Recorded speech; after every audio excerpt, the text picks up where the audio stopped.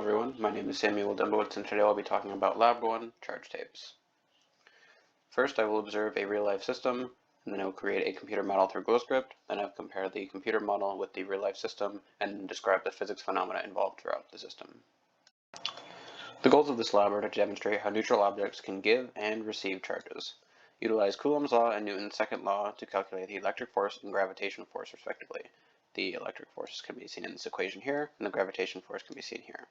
We will also analyze how the electric force compares to the gravitation force using a summation of forces to calculate the charge on the piece of tape. The procedure for this lab is to create a piece of negatively charged tape, in this case B, and then place it on two supports, in case 2 books, create another piece of negatively charged tape, in this case A, and hold it close to each other to show that B will move upward into a floating position like this. The system in this case was a clear piece of Scotch tape labeled piece B, which was approximately 0.00025 kilograms and 0.25 meters long. The charged pieces of tape were separated by 0.02 meters, and we use this information to calculate the force of gravity. You can see it here, mass times the constant g. And we use the summation of forces in the y direction to find the electric force, which is the same as the force of gravity, same magnitude. And we also used it to find the charge of the tape. Next, we calculated the number of electrons based on the charge of the tape and the charge of an electron, and I found that there are 6.52 times 10 to the 10 electrons. Use the diameter of the atom, seen here, to determine the number of atoms on the piece of tape, 2.5 times 10 to the 9, and then calculated the ratio of electrons to atoms to show that there is an excess ratio of 26.08 electrons per atom.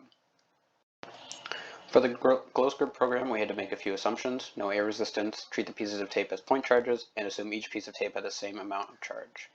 The physics properties involved were that both pieces of tape are negatively charged, explaining why they repel, and that the top piece experiences a gravitational force counteracting the electric force, using that summation that I used earlier. The yellow force in this diagram represents the electric force, and the purple represents the gravitation force. In my GlowScript program, I established a number of constants, including the electric field constant, the tape length, the tape mass, the tape separation, and the electric charge, which proper units and in comments here. I also defined the objects of the bottom tape and the top tape. I also defined the force of gravity as the tape mass times 9.8, the constant g, created an arrow to represent the force of gravity that was purple, and made sure my program printed the magnitude of the force of gravity. I then calculated the charge of the tape based on the summation of forces, and made sure that my program printed the charge and the magnitude of the electric force.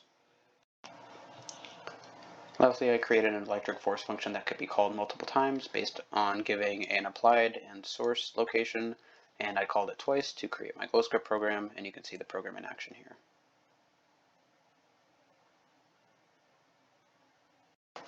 The results of the GlowScript program showed that the gravitation force and the electric force had a similar magnitude of 0.00245 newtons, and that the charge of the tape was negative 1.04 times 10 to the negative 8th. These are the same results as those observed in the real-life experiment, which means the GlowScript program was done correctly.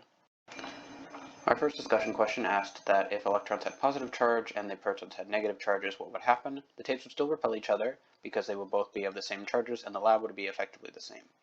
And why is it important to handle the charged tapes as little as possible? Well, that is because the charges on the tape are not permanent. So when they encounter other objects, the charge/electrons will distribute between the two objects until equilibrium is reached. Thank you for watching.